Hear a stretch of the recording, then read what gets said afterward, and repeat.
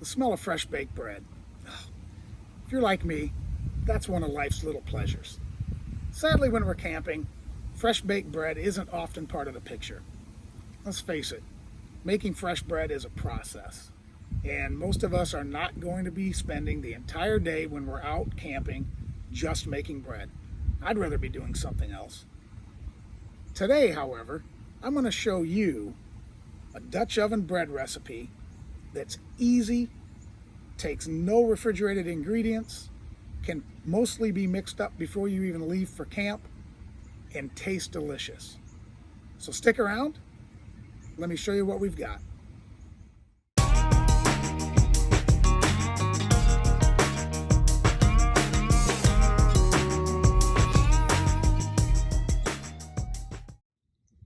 Welcome back to Dicking Around Outdoors. We finally got a break from this monsoon season here in Chicago, so we wanted to get outside, do a little cooking. Today's recipe, super easy and super delicious. Before we get to it, take just a moment, if you would, to hit that subscribe button in the lower right-hand corner. If you do like the videos, don't forget to share them with your friends. And to all of you who have subscribed, thanks. We do appreciate it. Now today we're going to make a simple and easy beer bread in a Dutch oven. Now this is something you can make at camp. It's very easy and everybody loves it. So let's go look at the ingredients we're going to use today. Charcoal is almost hot. Let me show you the 3 ingredients that we use in this recipe. We have self-rising flour mixed with sugar. We have half a beer. Now, if you're used to pounding 40 ounces, you don't need half a beer. So let's say we have 6 ounces of beer. I've greased the Dutch oven with Crisco. So let's go ahead and mix this up. Very simple. There's no kneading involved with this, nothing. You simply mix the ingredients and dump them into the oven. So again, we've got, in this case, 1.5 cups of self-rising flour mixed with 1.5 tablespoons of sugar. We cut the recipe in half. Generally, we double that, just so we can use the 8-inch Dutch oven. There's only 2 of us. And we have our 6 ounces of beer. You just pour that in. When you mix this up, you're going to get a fairly wet dough. It's going to be sticky, but that's exactly how it's supposed to be. And then we're going to cook this for about an hour at 375. Dough is mixed up. As you can see, it's still pretty wet and sticky. We're going to go ahead and just dump this into the Dutch oven. Charcoals are ready. Then we'll take the oven over and get it on the fire. Okay, we've got the coals on. We're going to try to get this close to 375. We're going to use the +3 -3 rule of thumb. So if you're not familiar with that, you take the diameter of the Dutch oven, in this case an 8-inch. You subtract 3 for the bottom, which means we have 5 coals in the bottom, and you add 3 to the top. So we've got 11 on top, plus 1, because the +3 -3 gives you roughly 350 degrees. If you add another coal to the top, that gets you around 375. So we're going to go ahead and let this cook for an hour, and we're going to rotate it every 15 minutes. I'll pop back in and show you how I rotate the first time we do it. The first 15 minutes is up. We're going to go ahead and rotate the oven. If you recall, we rotate the oven to avoid any hot spots. So what we do is we take the entire oven, we rotate it a quarter turn. Then we take the top and we rotate it a quarter turn in the other direction. And I'm telling you already, this is smelling phenomenal. Our hour's up. We're going to check this, but before we do, I wanted to point out, this is the first time that I have ever used the Kingsford Professional Charcoal, and it actually held up for the whole hour. Normally, the normal Kingsford Charcoal, you're replacing that at about 35 to 40 minutes.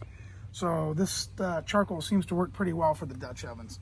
So let's see how the bread came out. Oh, looks really good. Gonna go ahead and take that off. I'm gonna pop it out of here, let it rest for maybe 15 minutes, and then we'll cut in.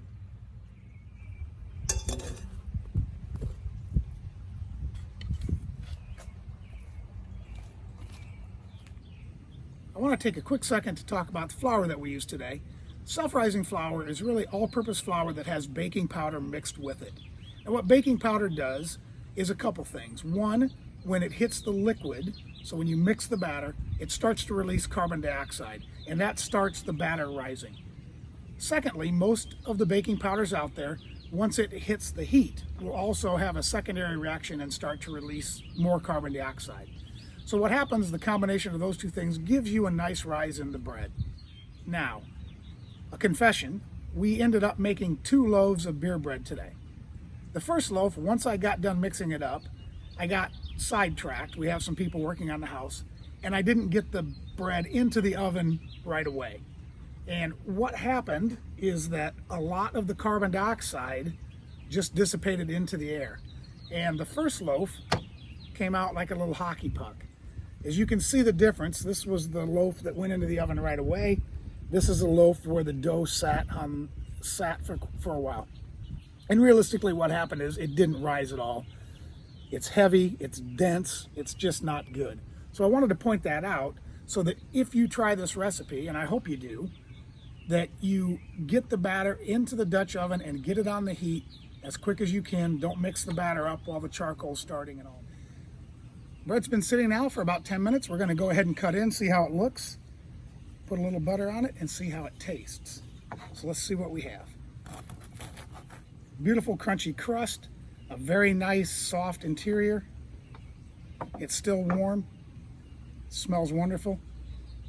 I wish you could have smelled it when it was cooking. Every now and then you'd get the wind blowing and it'd wisp your way, and it's exactly what I was talking about at the beginning of this video. It just smells so good.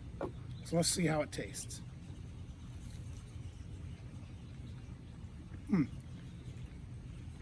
Just classic beer bread, really tasty. Gives you the chance to have fresh bread at camp. I hope you try this recipe, and if you do, leave a message below. It was really good. So, thanks again for watching. Thank you to all of our subscribers. We do appreciate you. If you haven't subscribed, please do, and please share this with your friends.